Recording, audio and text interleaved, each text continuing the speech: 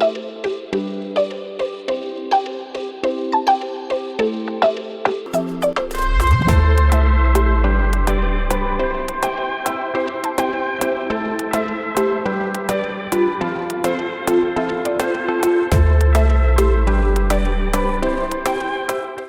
வணக்கம். நான் Hema Subramanian. Welcome to home cooking Tamil.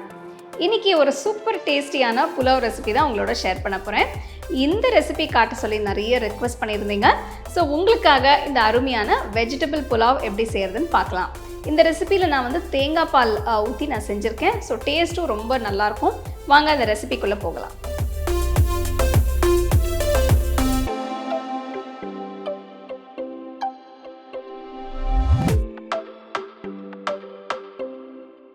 Pressure குக்கரில் 1.5 டேபிள் ஸ்பூன் நெய்,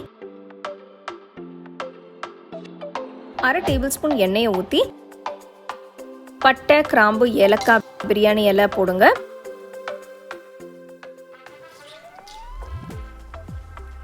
இதில் மெலிசா நறுக்கின வெங்காயம் 1,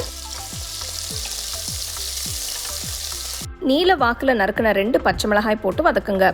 உங்களுக்கு இன்னும் காரம் வேணும்னா நீங்கள் இன்னொரு மிளகாய் சேர்த்துக்கலாம்.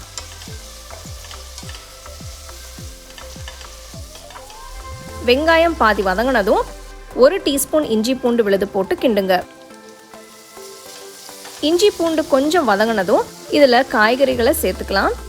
2 சின்ன உருளைக்கிழங்கு நறுக்குனது, 1 மீடியம் சைஸ் கேரட் நறுக்குனது, நறுக்குன பீன்ஸ் கொஞ்சம், 1/2 கப் ஃப்ரெஷ் பச்சை பட்டாணி போடுறேன். கடைசியாக 1 கப் அளவு காலிஃப்ளவர் சேர்க்கிறேன்.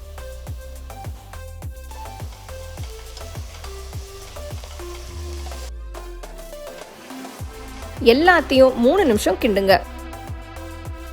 இந்த புலாவுக்கு தேவையான அளவு உப்பு சேர்த்துக்கோங்க. நான் 250 ml கப்பில் 1 கப் அளவு பாஸ்மதி அரிசியை நல்லா கழுவிட்டு 20 நிமிஷம் ஊற வச்சிருக்கேன். அதை இப்போ சேர்க்கிறேன். அரிசி உடைஞ்சிடாம காய்கறிகளோட மிக்ஸ் பண்ணுங்க. இது ரொம்ப ஈஸியாக செய்யக்கூடிய ஒரு புலாவ் டிஷ். அடுத்து நான் 2 கப் தண்ணி கலந்த தேங்காய் பால் ஊற்றுறேன். உங்களுக்கு தேங்காய் பால் வேண்டாம்னா நீங்கள் வெறும் தண்ணி மட்டும் ஊற்றிக்கலாம்.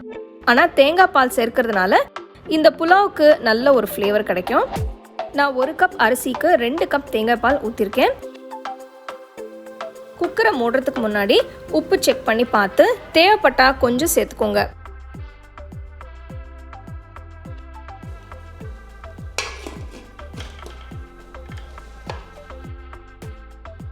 அடுப்பை மீடியம் ஃப்ளேமில் வச்சு 1 விசில் வர வரைக்கும் வேக விடுங்க.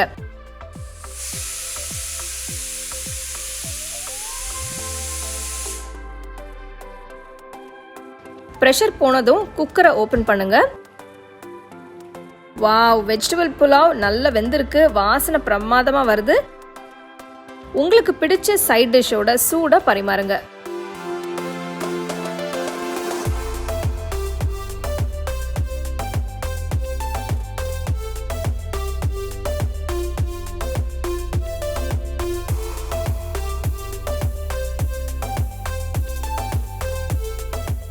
அருமையான வெஜிடபிள் புலாவ் எப்படி செய்யறதுன்னு பார்த்தீங்க. ஸோ உங்களுக்கு தேங்காய் பால் வேண்டான்னா நீங்கள் வெறும் தண்ணி ஊற்றி கூட இந்த ரெசிபியை நீங்கள் செய்யலாம். உங்களுக்கு விருப்பமான வெஜிடபிள்ஸ் எல்லாம் கூட நீங்கள் சேர்த்துக்கலாம். ரொம்ப டேஸ்ட்டாக இருக்கும். அதே மாதிரி ஒரு நல்ல சைட் டிஷ் வச்சு இது சர்வ் பண்ணிங்கன்னா ரொம்ப டேஸ்ட்டாக ரொம்ப என்ஜாய் பண்ணுவாங்க. கண்டிப்பாக இந்த ரெசிபி நீங்கள் ட்ரை பண்ணி ரசித்து சாப்பிடுங்க.